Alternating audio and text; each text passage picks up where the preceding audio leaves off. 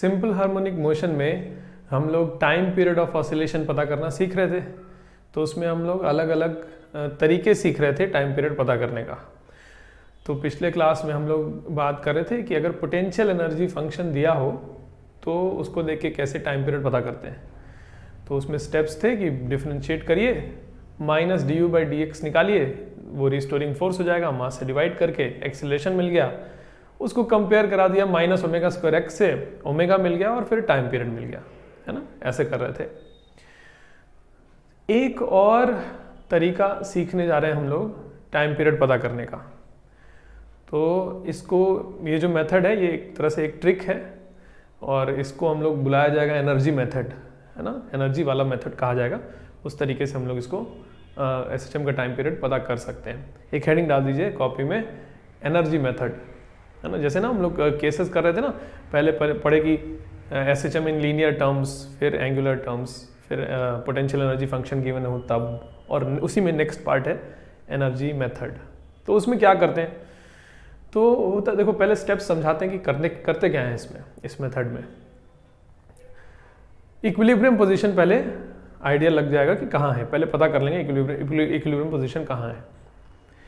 फिर इक्विलिब्रियम को छोड़ के और एक्सट्रीम पोजीशंस को छोड़ के, मतलब बीच में कहीं पार्टिकल हो, जो ऑसिलेट कर रहा है पार्टिकल, वो रास्ते में कहीं हो, ना तो इक्विलिब्रियम पे हो ना एक्सट्रीम पे हो, रास्ते में कहीं हो, उस समय का एनर्जी लिखेंगे। तो रास्ते में जब कभी होगा तो उसको कुछ मूव कर रहा होगा तो कुछ काइनेटिक एनर्जी भी होगा और कुछ पोटेंशियल एनर्जी भी होगा, टोटल एनर्जी लिखेंगे। अब हम लोग ऐसे बात कर रहे हैं कि जो एसएचएम है उसमें अगर ऑसिलेट करते रहना है तो एनर्जी लॉस नहीं होना चाहिए, एनर्जी कंजर्व होना चाहिए। एनर्जी कांस्टेंट है, एनर्जी हमने जनरल पोजीशन पे लिख दिया और वो वैल्यू कांस्टेंट होनी चाहिए, चेंज नहीं करनी चाहिए टाइम के साथ। इसका मतलब टाइम के साथ उसका डिफरेंशिएशन करने पर, रेट ऑफ चेंज निकालने पर जीरो आना चाहिए, है ना। तो किसी जनरल पोजीशन पे टोटल एनर्जी लिखेंगे और उसके डिफरेंशिएशन को जीरो से इक्वेट कर देंगे, मतलब वो चेंज नहीं होनी चाहिए, वो कांस्टेंट होना चाहिए। ऐसा करने पर अपने आप ये इक्वेशन सॉल्व करने पर एक्सेलरेशन आ जाता है, और एक्सेलरेशन आ गया तो उसको कंपेयर करा देंगे माइनस ओमेगा स्क्वायर एक्स से, ओमेगा आ गया, ओमेगा आ गया तो टाइम पीरियड आ गया 2 पाई बाई ओमेगा। ये स्टेप्स हो गए। तो फिर से एक बार बताएं स्टेप्स क्या होंगे। पहला काम करना है जनरल किसी पोजीशन, जनरल कहने का मतलब ना तो मीन पोजीशन ना एक्सट्रीम पोजीशन, रास्ते में कहीं, जनरल पोजीशन पर उसका टोटल एनर्जी लिखना है सिस्टम का, और दूसरा स्टेप में क्या, उसको डिफरेंशिएट करके जीरो से इक्वेट करके एक्सेलरेशन फाइंड आउट कर लेना है ना। वो अपने आप आ जाएगा। आप एक बार डिफरेंशिएशन करके जीरो से इक्वेट करेंगे ना, सॉल्व करेंगे तो एक्सेलरेशन अपने आप सॉल्व होने पर आ जाएगा कि इतना हो गया। अभी हम करके दिखाएंगे, ठीक है। एक्सेलरेशन आ गया तो फिर उसको कंपेयर करा के और सॉल्व कर लेंगे, ओमेगा आ जाएगा, ओमेगा आ गया तो टाइम पीरियड। ये स्टेप्स हैं। तो इस हेडिंग के अंदर में स्टेप्स लिख दीजिए। पहले स्टेप 1 लिखिए, right the total energy of oscillation at any general position. Total energy of oscillation लिख देना होगा एक जगह किसी जनरल पोजीशन पर। एक बात हो गई। स्टेप 2 में लिखा जाए कि since total energy is constant therefore write the equation dE by dt is equal to 0। dE capital E लिखेगा, टोटल एनर्जी को E से अगर लिख रहे हैं तो dE by dt is equal to 0। ये इक्वेशन हो गई। फुल स्टॉप करके इसी लाइन में आगे लिखिए, solve this equation two find A मतलब acceleration and compare it with minus omega square x. Compare कर दिया, ओमेगा मिल गया, और लास्ट स्टेप में लिखिए time period capital T is equal to 2 pi by omega. ये आंसर हो जाएगा, है ना। तो ऐसे कर रहे होंगे हम। कुछ एग्जांपल्स में पहले ये तरीका यूज करके दिखाते हैं, फिर उसके बाद क्वेश्चंस जो होंगे वो आप सॉल्व करके देखिएगा। पहले देखो सबसे सिंपल एग्जांपल लेते हैं, ये वाला, कि एक स्प्रिंग ब्लॉक सिस्टम है, इसका टाइम पीरियड की बात करते हैं। चलो, इसका स्प्रिंग कांस्टेंट है K, मास है m, है ना। तो इसके टाइम पीरियड की बात कर रहे हैं। मान लीजिए ये इसका नेचुरल लेंथ है, नेचुरल लेंथ पे इक्विलिब्रियम होगा, ये नेचुरल लेंथ है तो यही इक्विलिब्रियम पोजीशन भी होगा। और मान लीजिए एक्सट्रीम पोजीशन यहाँ पर है, तो जो रास्ते में कभी जब यहाँ पहुंचा होगा और उस समय जा रहा होगा, कुछ वेलोसिटी भी होगा, और यहाँ से मान लो इस समय x आगे है। जनरल पोजीशन, एक्सट्रीम पे तो रुक जाएगा तो वेलोसिटी 0 हो जाएगी, नहीं, जनरल पोजीशन पे लिखना है। तो ऐसा बना दिए, इस समय का सिस्टम का पहले एनर्जी लिख रहे हैं, पहला स्टेप। है ना। तो एनर्जी लिख रहे हैं, कितना आएगा, तो इस समय काइनेटिक एनर्जी भी है और स्प्रिंग का पोटेंशियल एनर्जी भी, सिस्टम का ऑसिलेशन का टोटल एनर्जी लिखना है हमें। तो क्या हो जाएगा, half mv square plus half kx square, इस समय का एनर्जी हो गया। दूसरा स्टेप, ये एनर्जी कांस्टेंट है इसलिए इसका डिफरेंशिएशन को 0 से इक्वेट किया जाएगा। de by dt निकाला जाएगा और उसको 0 से इक्वेट करेंगे। तो इसको डिफरेंशिएट कर रहे हैं टाइम के रिस्पेक्ट में। तो देखो क्या होगा, हाफ mv स्क्वायर का differentiation half m 2v dv by dt, chain rule लगाना पड़ेगा ना, टाइम के रिस्पेक्ट में डिफरेंशिएशन कर रहे हैं और ये v का स्क्वायर है, v का फंक्शन है, तो फंक्शन ऑफ फंक्शन, तो इस केस में चेन रूल, पहले इसका v स्क्वायर का 2v और फिर v का dv by dt plus half k 2x dx by dt is equal to 0 होना चाहिए। ठीक है, अब इसमें से हाफ दोनों में से कॉमन ले लें, राइट साइड में 0 है ना, तो कॉमन लेके हटा लिए, ये 2 भी हटा लें, 2 भी सब में दोनों में है। dv by dt को a लिखेंगे, एक्सेलरेशन ना, ये हो गया m into v into a plus k into x into dx by dt is v equal to 0, ये इक्वेशन हो गया। फिर v भी दोनों में से कट जाएगा, तो ये हुआ ma इज इक्वल टू, इसको इधर ले जा रहे हैं, माइनस के एक्स, तो a is equal to minus k by m x, तो इसको कंपेयर कराए माइनस ओमेगा स्क्वायर एक्स से, तो ओमेगा आ गया अंडर रूट ऑफ के बाई एम, जो आना चाहिए था, वैसे भी तो इसका वही आता है ना ओमेगा। और लास्ट में time period 2 pi by omega that is equal to 2 pi root m by k, ये आंसर हो गया, है ना। तो ये तरीका होता है एनर्जी मेथड का। तो एनर्जी लिखिए, डिफरेंशिएशन को 0 से इक्वेट करिए, अपने आप एक्सेलरेशन आ जाएगा, ज़्यादा दिमाग नहीं लाना, एक्सेलरेशन आ गया तो कंपेयर करके आंसर आ जाएगा, है ना। चलिए एक काम हम ऐसा करते हैं, एक और सिंपल सा एग्जाम्पल लेके ये मेथड यूज करके दिखाते हैं, फिर उसके बाद और क्वेश्चंस देंगे, फिर आप अपने से सॉल्व करिएगा। देखिए जरा, सिंपल पेंडुलम का टाइम पीरियड भी हमको पता है, 2 पाई रूट एल बाई जी होता है। तो सिंपल पेंडुलम का टाइम पीरियड एक बार एनर्जी मेथड से लिख के देखते हैं।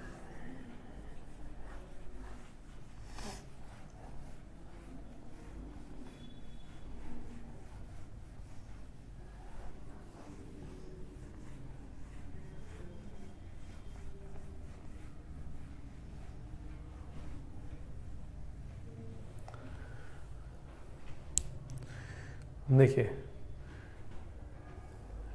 ये हो गया सिंपल पेंडुलम, है ना। इसका लेंथ मान लेते हैं L है। तो हम लोग कैसे किए थे, इसको डिस्प्लेस करा के टॉर्क निकाले थे, torque equal to I alpha लिखे थे, अल्फा आया था, उसको कंपेयर कराए थे माइनस ओमेगा स्क्वायर थीटा से, ओमेगा आया था और टाइम पीरियड आया था, ऐसे किए थे। तो अब इसको लेकिन एनर्जी मेथड से करके देखते हैं एक बार। मान लो ये ऑसिलेट कर रहा है यहां से यहां तक, ठीक है। तो किसी जनरल पोजीशन पर जब ये पहुंचा होगा इधर, और उस समय मान लो चल रहा है, ऐसे जा रहा है, तो उस समय का टोटल एनर्जी लिखना चाहते हैं। ये एंगल थीटा है, थीटा एंगल घूम के और इस समय इतने एंगुलर वेलोसिटी से चल रहा था, है ना। अच्छा, ये मेथड यहां पर यूज करते समय एक चीज थोड़ा नोटिस करिए, ध्यान दीजिएगा कि ओमेगा से ही हम लोग दो चीजें रिप्रेजेंट कर रहे होते हैं ना फिजिक्स में। अब जैसे एंगुलर फ्रीक्वेंसी ऑफ ऑसिलेशन भी ओमेगा से रिप्रेजेंट कर रहे हैं, और एंगुलर वेलोसिटी जो यहाँ पे लिखे हैं ये भी तो ओमेगा है ना। तो कंफ्यूजन ना हो जाए, दोनों मिक्स ना हो जाए, कौन सा क्या है ना। तो अभी हम लोग इसको चल के आगे चल के माइनस ओमेगा स्क्वायर थीटा से कंपेयर कराएंगे ना, तो वो जो माइनस ओमेगा स्क्वायर थीटा में ओमेगा है वो क्या है, एंगुलर फ्रीक्वेंसी ऑफ ऑसिलेशन, और ये अलग चीज है, ये तो इस समय का एंगुलर वेलोसिटी है। एंगुलर वेलोसिटी ये अलग चीज है ना, पेंडुलम का ऑसिलेशन का। इस समय का यहाँ पहुंचा था तो एंगुलर वेलोसिटी, यहाँ पहुंचेगा तो एंगुलर वेलोसिटी 0 हो जाएगा। लेकिन क्या एंगुलर फ्रीक्वेंसी 0 हो जाएगा क्या? ऑसिलेशन का फ्रीक्वेंसी थोड़ी 0 हो जाएगा, वो तो जितना है उतना है, फिक्स होता है वो तो। चलिए अच्छा, ये अलग चीज है। तो कुछ और लिख भी देते हैं इसको, मान लीजिए ओमेगा 1 लिख दे रहे हैं, इसको थीटा 1 लिख दे रहे हैं, इसका डिफ्रेंसिएशन नहीं है, ठीक है ना। चलिए, तो इस समय के लिए टोटल एनर्जी लिखने जा रहे हैं।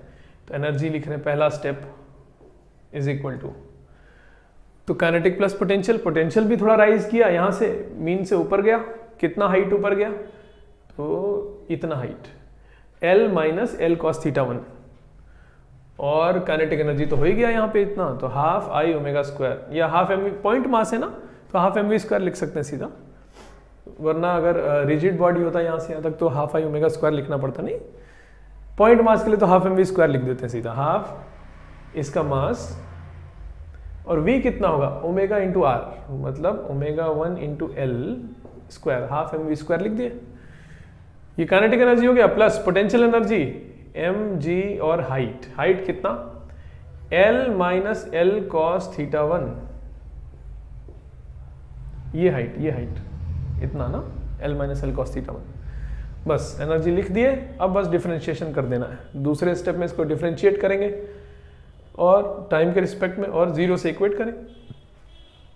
चलिए हम लिखते हैं इधर, हाफ एम इसका डिफरेंशिएशन, तो एल स्क्वायर तो वैसे ही रहेगा, ओमेगा 1 स्क्वायर का डिफरेंशिएशन 2 ओमेगा 1 और D omega 1 by D T, ये हो गया, प्लस एम जी वैसे ही रहेगा, एल का differentiation 0 minus l cos theta 1 का माइनस माइनस प्लस हो जाएगा, L sine theta 1 into D theta 1 by D T, और 0 से इक्वेट किए ये राइट साइड में। तो ये इक्वेशन हुआ, और सॉल्व किया जाए, ये 2 और 2 हटा लेते हैं, दोनों में से m हटा लेते हैं, और ये l भी हटेगा ना, एक यहाँ पे l स्क्वायर है देखो, और एक ये l है, ये कटेगा, d theta 1 by D T is omega 1, ये ओमेगा 1 कटेगा, तो क्या बचा, l into alpha plus sine theta 1 into G, ये वाला जी इज इक्वल टू 0 है कि नहीं, तो अल्फा आ गया minus g sine theta by l, और फॉर स्मॉल थीटा इसी को साइन थीटा को थीटा लिख सकते हैं, तो minus g by l into theta हो गया। अल्फा को लिखे minus omega square theta, theta 1 लिख दें, is equal to minus g by l theta, और यहां से ओमेगा आ गया under root of g by l, जो कि आना चाहिए था ना, तो टाइम पीरियड हो गया 2 pi under root of L by G, है ना, तो ये आंसर हो गया। ठीक है, एनर्जी मेथड से कैसे क्वेश्चन करते हैं वो लिख रहे हैं हम लोग, और देखने में देखो अभी ये जरूर लंबा दिख रहा होगा, लेकिन कुछ क्वेश्चंस ऐसे हैं जो एनर्जी मेथड से करने से बहुत शॉर्ट हो जाते हैं, अभी हम लोग वैसे क्वेश्चन भी देखा जाएगा। फिलहाल नेक्स्ट क्वेश्चन पे जाते हैं हम लोग।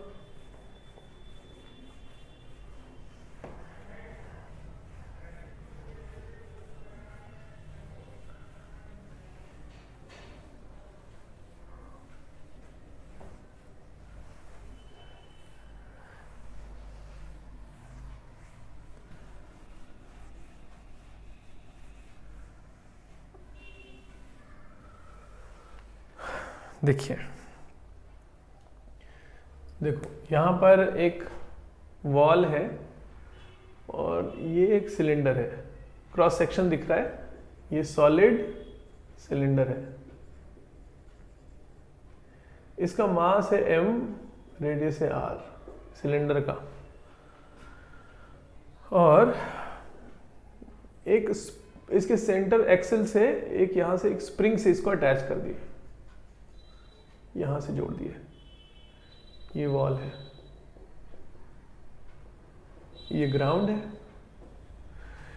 नीचे जो सरफेस है दैट इज सफिशिएंटली रफ,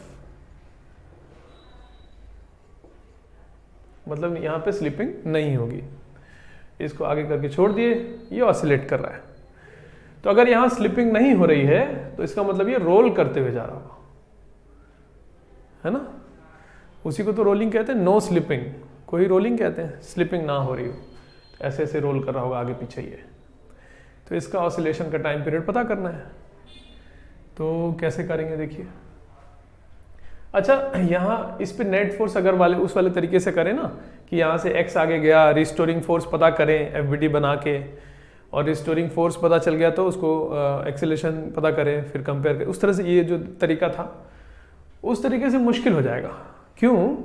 क्योंकि चलो यहाँ से x आगे गया तो स्प्रिंग तो kx से खींच रहा है, लेकिन यहाँ फ्रिक्शन कितना लग रहा होगा, वो तो स्टैटिक फ्रिक्शन है ना, क्योंकि स्लिपिंग नहीं हो रही है, वो तो वैरी कर रहा होगा, हर जगह अलग अलग होगा, यहाँ पे अलग, ये जहाँ पहुँचेगा उसके हिसाब से फ्रिक्शन अलग अलग लग रहा होगा। तो ऐसे नहीं कर सकते, उस वाले तरीके से बहुत लेंथी हो जाएगा। पहले फ्रिक्शन ही पता करना वो मुश्किल हो जाएगा कि कहाँ पर कितना है, तब ना नेट फोर्स लिखेंगे, ये सब बातें। हाँ, लेकिन एनर्जी मेथड से इक्वेशन करेंगे तो बड़ी आसानी से हो जाएगा। कैसे? तो मान लो यहाँ से जब ये x आगे बढ़ा था उस समय इसका स्पीड v था, रोल कर रहा है ना तो ओमेगा v होगा। यहाँ से x आगे जाने पर इसका स्पीड मान लेते हैं v था। सिस्टम का पोटेंशियल और काइनेटिक सब मिला के टोटल एनर्जी लिखने जा रहे हैं। तो total energy of system is equal to इस समय का काइनेटिक एनर्जी, तो half mv square plus half i omega square combined motion कर रहा है ना, तो i कितना लिखेंगे mr स्क्वायर बाई 2 क्योंकि सिलेंडर है, और omega is v by r क्योंकि रोलिंग हो रही है। सफिशिएंटली रफ का मतलब यहाँ पर स्लिपिंग नहीं हो रही है, मतलब रोलिंग हो रही है। रोलिंग है मतलब v is equal to r omega है, तो ये चीज लिख दिए काइनेटिक एनर्जी। तो इतना हुआ half mv square plus half i omega square plus potential energy half के एक्स स्क्वायर, है ना। तो इसको थोड़ा और लिख दे एक स्टेप आगे, E इज इक्वल टू ये हो गया 1/2 mv square plus 1/4 mv square, r square cut जाएगा ना, तो 1/2 mv square plus 1/4 mv square मतलब 3/4 mv स्क्वायर प्लस हाफ के एक्स स्क्वायर, ये हो गया E। अब E लिख दिए तो दूसरा स्टेप, इसका डिफरेंशिएशन को 0 से इक्वेट किया जाए। तो इसको डिफरेंशिएशन कर रहे, देखो 3/4 m v स्क्वायर का 2v इंटू ए लिख दे dv by dt plus half के एक्स स्क्वायर का 2x into D x by D T मतलब v, और राइट साइड में 0। तो यहां से v दोनों में से कैंसिल हो जाएगा, ये a है, और ये 2 और ये 2 कर ले रहे, ये 2 कैंसिल, तो 3/2 ma is equal to minus k x, तो a आ गया minus 2k by 3m x। इसको कंपेयर कराए माइनस ओमेगा स्क्वायर से, तो ओमेगा आ गया under root of 2k by 3m, और टाइम पीरियड आ गया 2π√3m बाई 2k, है ना। ये आंसर हो गया, ठीक है। चलिए नेक्स्ट करते हैं।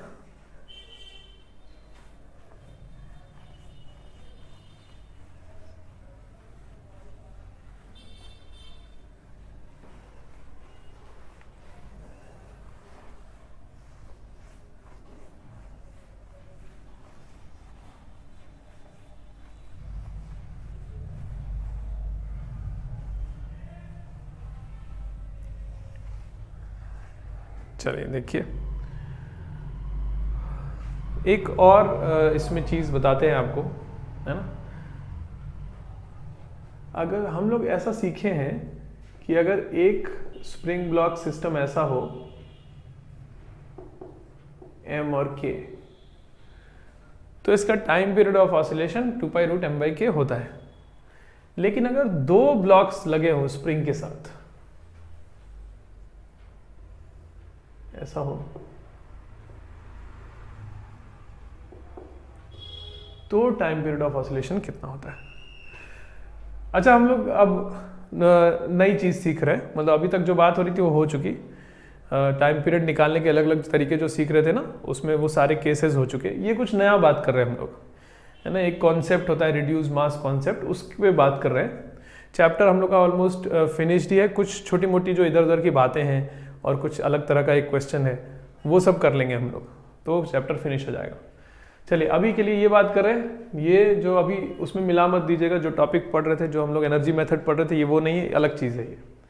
मान लीजिए ये मास है m1, ये मास है m2, spring constant k, smooth surface है, होना भी चाहिए, नहीं तो एनर्जी लॉस होगा तो कैसे ऑसिलेशन बरकरार रहेगा, खत्म हो जाएगा थोड़ी देर में।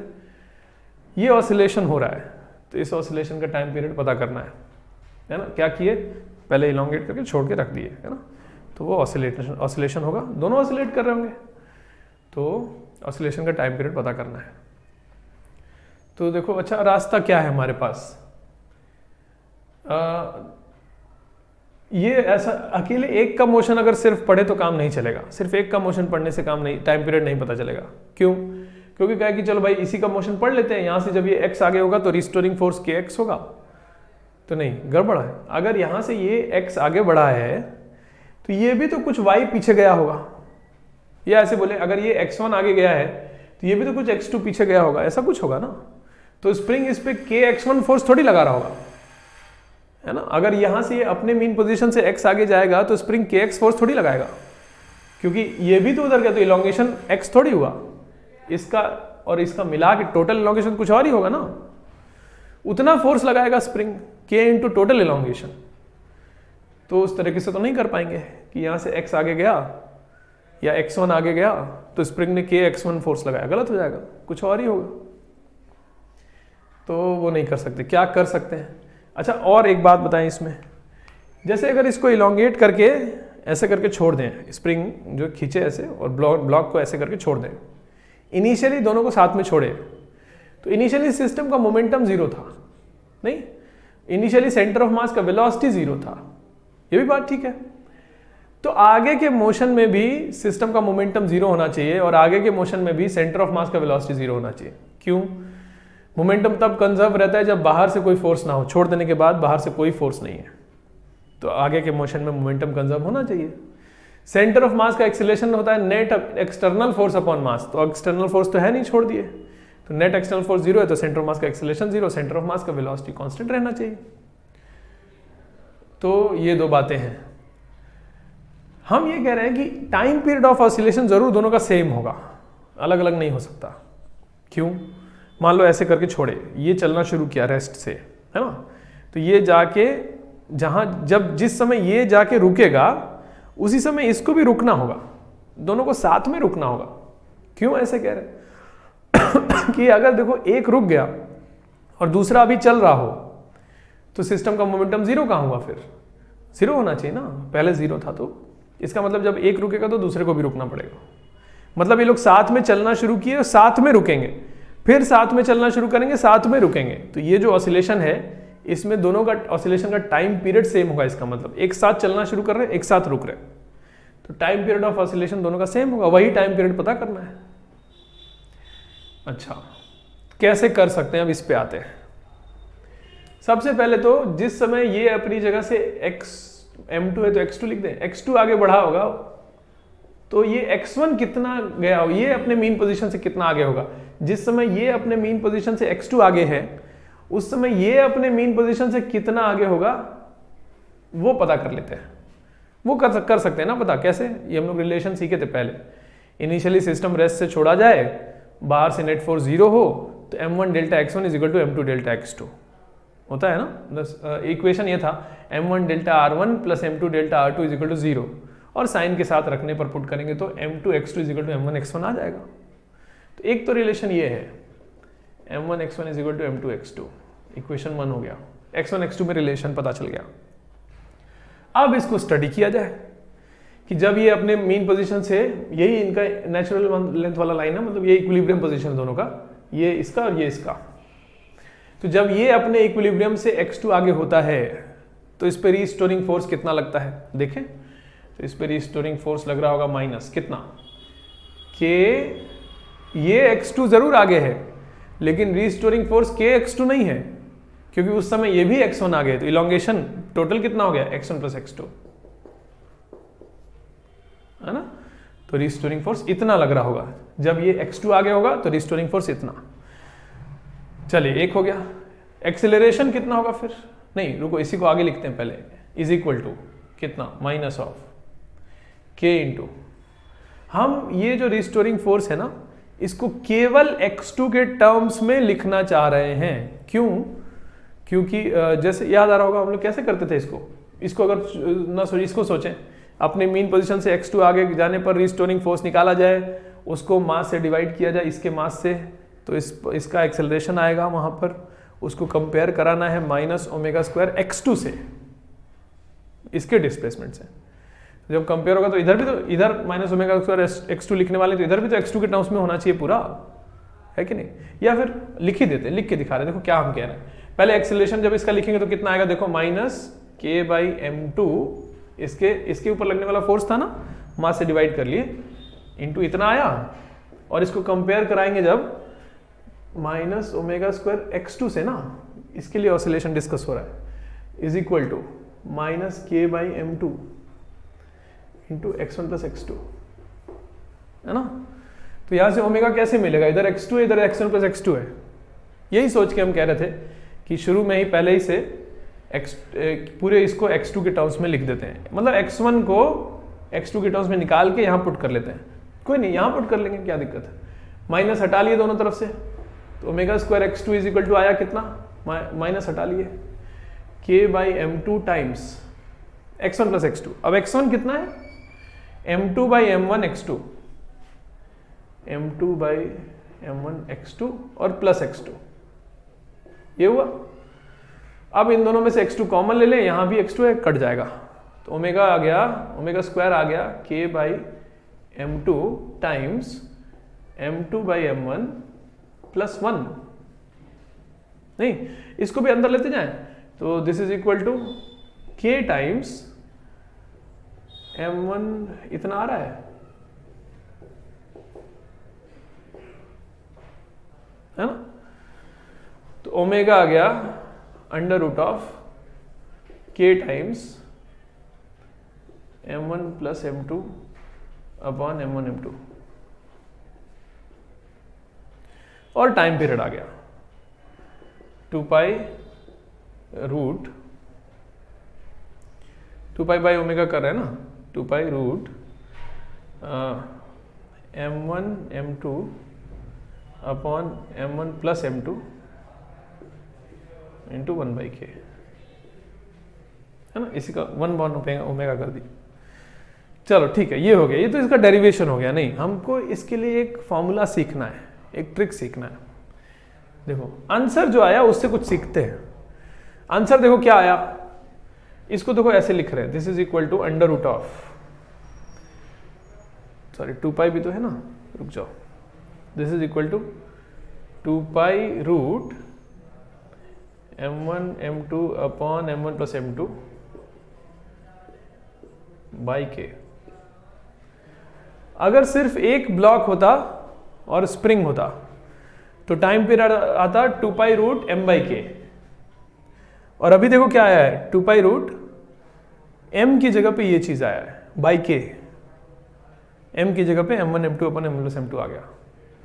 मतलब हम कह सकते हैं कि ये जो सिस्टम दिया है, इसका टाइम पीरियड निकालना हो तो हम लोग इसको रिप्लेस कर दिया जाए एक सिंगल ब्लॉक और स्प्रिंग सिस्टम से, इसको रिप्लेस कर दें कि यही स्प्रिंग जो ये है, यही स्प्रिंग लगाया जाए, लेकिन 2 की जगह एक ही ब्लॉक लगाया जाए जिसका मास, मान लो इसका मास कुछ m0 है, तो m0 इज इक्वल टू होना चाहिए इतना, m1 m2 upon m1 plus m2। इसको s से रिप्लेस कर दिया जाए, तो बस 2 मास की जगह 1 मास लगा दिए जो कि इतना है, तो इसका टाइम पीरियड क्या होगा, 2 pi root m0 by g, sorry 2 pi root m0 by k, where m0 is this, यही आंसर आ जाएगा।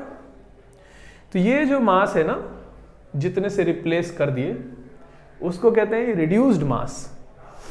ये दोनों मास को रिड्यूस करके एक मास बना दिए जो कि इतना है, तो इसको रिड्यूस मास कॉन्सेप्ट कहते हैं। और रिड्यूस मास से रिप्लेस करा के आप टाइम पीरियड लिख सकते हो, तो इतना सब मेहनत नहीं करनी पड़ेगी। ये रिस्टोरिंग किया और क्या क्या किया, हमको तो फॉर्मूला पहले से पता है कि टाइम पीरियड होता है 2 पाई रूट m/k, तो टाइम पीरियड इतना है, वेयर m की जगह पे ये चीज है, m1 m2 अपन m1 प्लस m2, है ना, तो सीधा आंसर होगा।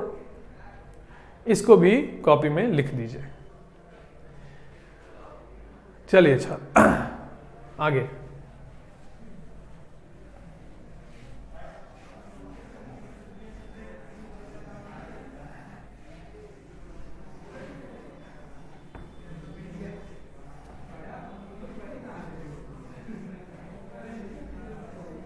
देखिए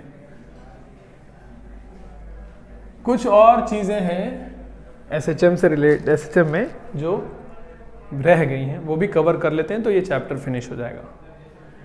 एक बात है जो स्कूल में, एक फॉर्मूला है जो स्कूल के एग्जाम में कभी कभी पूछ लेता है, तो वो जान लेना चाहिए, है ना। देखो क्या स्कूल में कभी कभी पूछता है कि कोई बहुत लंबे लेंथ का पेंडुलम हो, उसका टाइम पीरियड बताइए।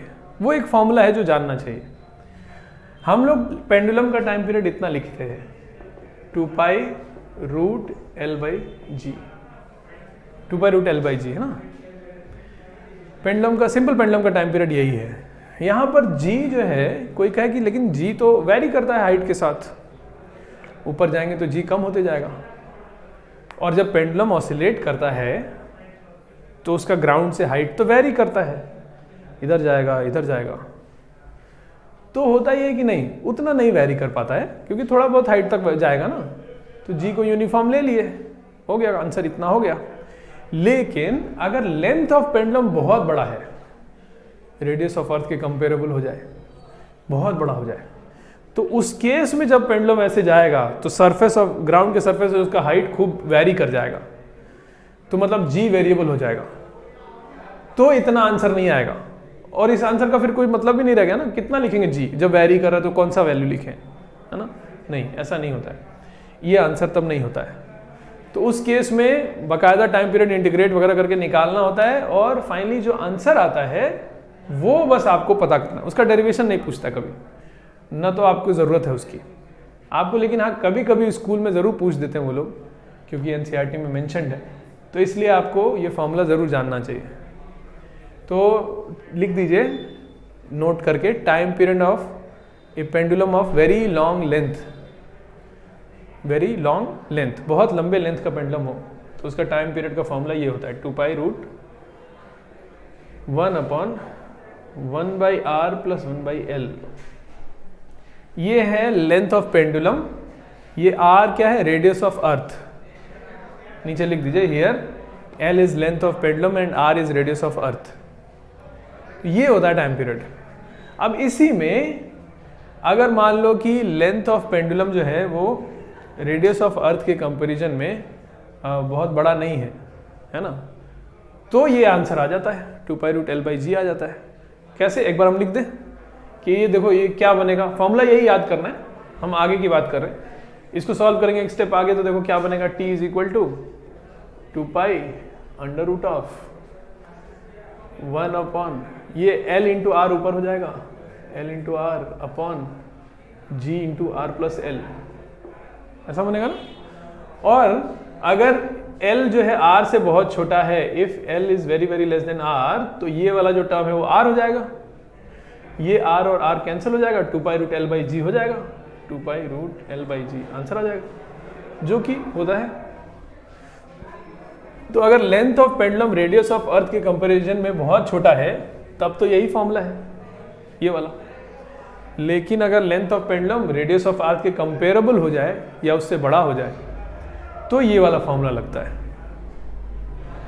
अब थ्योरेटिकल एक बात पूछा जाता है कि मान लो कि लेंथ ऑफ पेंडुलम जो है वो रेडियस ऑफ अर्थ के बराबर है, तो टाइम पीरियड बताइए। तो क्या करेंगे, 1 by r plus 1 by r हो जाएगा यहाँ पे, तो 2 बाई आर, तो 2 pi root R by 2g हो जाएगा, है ना। अच्छा, लेकिन ये सब थ्योरेटिकल बातें हैं, इतना बड़े लेंथ का पेंडुलम कहाँ से हैंग होगा, ये सब बातें हैं ना। रेडियस ऑफ अर्थ के बराबर लेंथ का पेंडुलम हैंग कहाँ करेंगे उसको। और यही नहीं, थ्योरेटिकली तो ये भी पूछते हैं कि अगर लेंथ ऑफ पेंडुलम इन्फिनाइट हो जाए, बहुत बड़ा हो जाए, तो टाइम पीरियड कितना हो जाएगा। मतलब वो भी थ्योरेटिकल बात है, इन्फिनाइट लेंथ का पेंडुलम कहाँ से हैंग करेंगे। नहीं, अगर ये इन्फिनाइट हो जाए तो 1 अपन ये 0 हो जाएगा, तो 2 pi root R by G हो जाएगा, लेकिन फॉर्मूला है, ध्यान रखना चाहिए, सब प्रैक्टिकल नहीं है ये। चलो अच्छा, तो ये हो गया टाइम पीरियड, लॉन्ग पेंडुलम का टाइम पीरियड, है ना, ये हो गया। चलिए और कुछ बातें करते देखिए।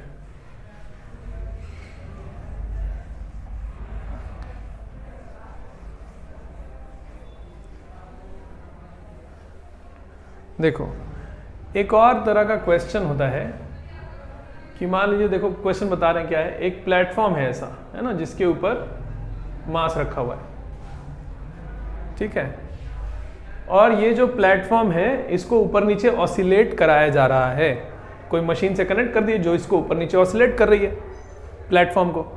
प्लेटफॉर्म के ऊपर मास रखा है, ये मास भी ऑसिलेट कर रहा होगा, है ना।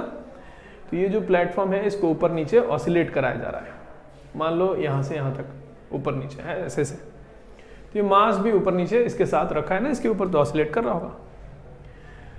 तो क्वेश्चन में ये पूछा जाता है कि मान लीजिए एंगुलर फ्रीक्वेंसी इसका जो है ऑसिलेशन का फ्रीक्वेंसी है एंगुलर फ्रीक्वेंसी ओमेगा, है ना। तो पूछा यह जाता है कि मैक्सिमम एम्पलीट्यूड कितना हो सकता है, मैक्सिमम कितना एम्पलीट्यूड तक इस प्लेटफॉर्म को ऑसिलेट करा सकते हैं ताकि ये जो ब्लॉक है ये इस प्लैंक को के साथ कांटेक्ट ना छोड़े। ज्यादा एम्पलीट्यूड का ऑसिलेशन करा देंगे ना तो ये छोड़ देगा इस प्लैंक को, कम एम्पलीट्यूड का ऑसिलेशन कराएंगे तो नहीं छोड़ेगा, थोड़ा थोड़ा ऑसिलेशन कराएं तो इसके ऊपर रखा रहेगा, ज्यादा करा देंगे तो ये छोड़ देगा, उछल जाएगा। तो पॉइंट ये है कि इसके साथ, इस प्लेटफॉर्म के साथ ब्लॉक का कांटेक्ट ना छूटे, इसके लिए maximum possible amplitude of oscillation क्या हो सकता है, ये ओमेगा गिवन है और एम गिवन है ना। लिखा जाए क्वेश्चन में, find maximum possible amplitude of oscillation of platform so that block does not lose contact with platform. ठीक है, क्वेश्चन हो गया। चलिए अब सोल्यूशन की बात करते हैं। पहले ये डिसाइड करते हैं कॉन्टैक्ट, अच्छा कॉन्टैक्ट छोड़ने का मतलब नॉर्मल जीरो नहीं होना चाहिए, तो पहले ये डिसाइड करते हैं नॉर्मल का वेरिएशन कैसा है, कब नॉर्मल कम है कब ज्यादा है, ये सब बात सोचा जाए। चलो मान लो कि ये थोड़ा आगे है, यहां से थोड़ा प्लेटफॉर्म इधर तक पहुंचा, हम फिर से डायग्राम बनाने की कोशिश कर रहे हैं। मान लो कि ये इतना ऑसिलेशन कर रहा है प्लेटफॉर्म, यहां तक, यहां से यहां तक का, ये मीन पोजीशन है, यहां तक का ऑसिलेशन हो रहा है प्लेटफॉर्म का, मशीन से कनेक्टेड है, मशीन ऊपर नीचे कर रही है प्लेटफॉर्म को। जब प्लेटफॉर्म यहां पहुंचा होगा उस समय इस ब्लॉक के ऊपर लगने वाले फोर्सेस प्लेटफॉर्म पे बैठ के बना रहे हैं, तो कौन कौन से होंगे, mg तो हो ही गया, नॉर्मल हो ही गया, स्यूडो फोर्स भी होगा क्योंकि प्लेटफॉर्म खुद एक्सेलरेट कर रहा है। अब ये इसका मीन पोजीशन है, तो यहां जब पहुंचा होगा तो एक्सेलरेशन इधर की तरफ होगा प्लेटफॉर्म का, है ना। हमेशा एसएचएम में जो एक्सेलरेशन होता है वो इक्विलिब्रियम पोजीशन की तरफ होता है, तो प्लेटफॉर्म जब इधर पहुंचा होगा तो एक्सेलरेशन इधर होगा, तो एक्सेलरेशन प्लेटफॉर्म का इधर है और प्लेटफॉर्म पे बैठ के स्यूडो फोर्स बना रहे हैं, तो इसका उल्टा स्यूडो फोर्स इधर बनेगा, इधर की तरफ। कितना, mass of block into acceleration of platform, है ना। तो मतलब अगर इसके लिए लिखें तो n plus m is equal to mg है, तो n is equal to mg minus m है, mg से कम है नॉर्मल। लेकिन अगर ये नीचे कहीं इधर जिस समय पहुंचेगा उस समय का एफबीडी कर्व बनाते हैं तो क्या होगा, जिस समय प्लेटफॉर्म नीचे कहीं है तो उसका एक्सेलरेशन इधर होगा, उस समय का एफबीडी बनाएंगे ब्लॉक का mg नॉर्मल, स्यूडो फोर्स इधर, एक्सेलरेशन का उल्टा, तो n will be mg plus ma। मतलब जब कभी भी ये प्लेटफॉर्म इधर इस रीजन में होगा इक्विलिब्रियम से ऊपर, तो जो नॉर्मल होगा ब्लॉक पर वो mg से कम होगा, और जब कभी प्लेटफॉर्म नीचे इस रीजन में कहीं होगा तो नॉर्मल mg से ज्यादा होगा। सही बात है। तो हमको पता करना है कि नॉर्मल जीरो कब होगा, या ऐसे बोले मिनिमम नॉर्मल कहां पर है। अगर कोई ये पूछे मिनिमम नॉर्मल कहां पर है तो इधर ही होगा, इधर तो होगा नहीं, इधर होगा मिनिमम नॉर्मल कहीं पर, यहां कम हो रहा है ऊपर, और उसमें भी सबसे कम वहां होगा जहां a सबसे ज्यादा है और एक्सेलरेशन एक्सट्रीम पोजीशन पे सबसे ज्यादा होता है। मतलब जब प्लैंक एकदम यहां पहुंचेगा उस समय ब्लॉक पर लगने वाला यहां से जो नॉर्मल है वो मिनिमम होगा।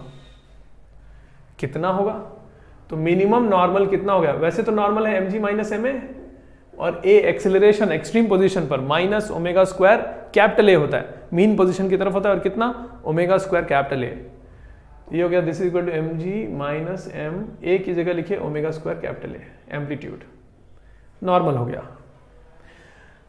मिनिमम वैल्यू, मिनिमम वहां पर होगा। पॉइंट ये है हम चाहते हैं कि कांटेक्ट कभी ना छूटे, तो जहां का नॉर्मल सबसे कम है वहां का नॉर्मल अगर जीरो नहीं हुआ तो बाकी कहीं का नॉर्मल जीरो नहीं होगा।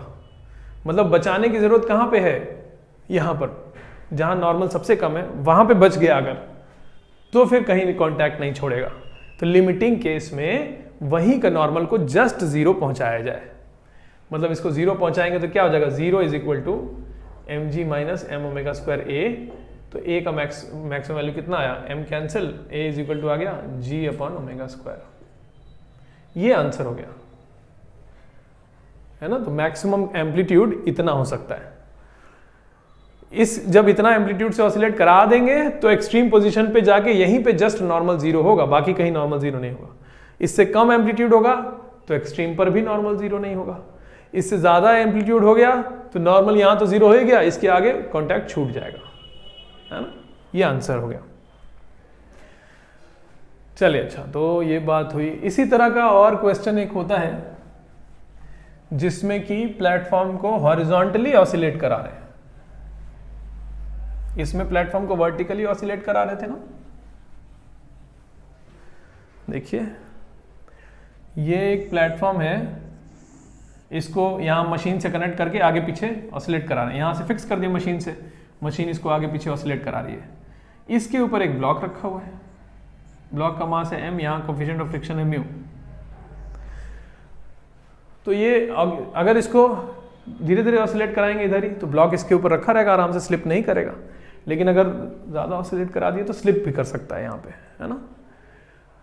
एंगुलर फ्रीक्वेंसी ऑफ ऑसिलेशन इसका दिया हुआ है कि इसका ऑसिलेशन का फ्रीक्वेंसी है ओमेगा, प्लेटफॉर्म की ऑसिलेशन का फ्रीक्वेंसी है ओमेगा। क्वेश्चन ये है कि मैक्सिमम कितने एम्पलीट्यूड का ऑसिलेशन करा सकते हैं ताकि यहां इनके बीच में आपस में स्लिपिंग ना हो। क्वेश्चन लिख दीजिए, find maximum possible amplitude of oscillation of platform so that block does not slip with respect to platform. अच्छा, और ओमेगा गिवन है, लेकिन ओमेगा गिवन है, एम्पलीट्यूड बताना है कितने एम्पलीट्यूड पर ऑसिलेशन कर सकते हैं। ये म्यू गिवन है, एम है मास, ठीक है ना। तो देखो क्या कर रहे हैं, तो जब प्लेटफॉर्म यहां से x आगे होगा, यहां से x आगे जिस समय पहुंचा होगा प्लेटफॉर्म, उस समय प्लेटफॉर्म का एक्सीलरेशन पीछे की तरफ होगा कितना, m omega square x, sorry omega square x, है ना। प्लेटफॉर्म का एक्सीलरेशन वापस मीन पोजीशन की तरफ, ये है ना मीन पोजीशन इक्विलिब्रियम बीच वाला, यहां से x आगे जब प्लेटफॉर्म होगा तो उसका एक्सीलरेशन पीछे की तरफ होगा ओमेगा स्क्वायर x। तो प्लेटफॉर्म पे बैठ के अगर ब्लॉक कैविटी बनाएंगे तो स्यूडो फोर्स भी बनाना होगा, किधर की तरफ, प्लेटफॉर्म के एक्सेलरेशन के उल्टे डायरेक्शन में। तो ये ब्लॉक है, इसका फ्री बॉडी डायग्राम बना रहे हैं, नीचे की तरफ है mg, इधर है नॉर्मल, स्यूडो फोर्स हो गया, प्लैंक का एक्सेलरेशन इधर है ना, तो इधर की तरफ कितना, mass of block omega square x, acceleration ये जो लिखा है ये प्लैंक का है, और मास है ब्लॉक, ऐसे लिखते हैं ना स्यूडो फोर्स, और ये इधर स्लिप करना चाहेगा तो फ्रिक्शन ऐसे लग रहा होगा। ये फोर्सेस हो गए, और हम चाहते हैं स्लिप ना करे, इसलिए फ्रिक्शन इसके बराबर होना चाहिए, m ओमेगा स्क्वायर एक्स के बराबर होना चाहिए। और हम चाहते हैं कहीं स्लिप ना करे, तो फ्रिक्शन हमेशा m ओमेगा स्क्वायर एक्स की हर वैल्यू के लिए ऐसा इतना होना चाहिए, नहीं फ्रिक्शन, अगर हम स्लिप चाहते हैं स्लिप ना करें तो ये स्टैटिक फ्रिक्शन होगा, स्टैटिक होगा तो हमेशा static friction less than equal to होता है लिमिटिंग वैल्यू से, मतलब m ओमेगा स्क्वायर एक्स जो लिखा है ये लेस देन इक्वल टू होना चाहिए limiting value friction mu mg से, m कैंसिल, तो omega square x always less than equal to होना चाहिए म्यू g से, ठीक है ना, x की हर वैल्यू के लिए। तो हम कह रहे हैं कि x का जो मैक्सिमम वैल्यू है वो तो a है, तो अगर हम चाहते हैं ओमेगा स्क्वायर एक्स हमेशा म्यू जी से छोटा रहे तो ओमेगा स्क्वायर कैपिटल ए भी म्यू जी से छोटा होना चाहिए। वो अगर हो गया तो हमें बाकी सब जगह का तो छोटा हो ही जाएगा, है ना। इसका जो मैक्सिमम वैल्यू है वो भी म्यू जी से छोटा होना चाहिए, मतलब omega square A should be less than equal to mu G, है ना। तो A should be less than equal to mu G upon omega square, ठीक है ना। चलिए, तो ये हो गया एक्सेलरेशन का, वही पूछा था ना, एम्पलीट्यूड मैक्सिमम कितना हो सकता है, तो इतना, ये आंसर हो गया। तो हम लोग एसएचएम में जितना वैरायटी ऑफ क्वेश्चंस होते हैं वो सारे वैरायटी डिस्कस कर चुके हैं। ये चैप्टर हम लोग आज फिनिश कर रहे हैं, नेक्स्ट क्लास से नया चैप्टर शुरू किया जाएगा।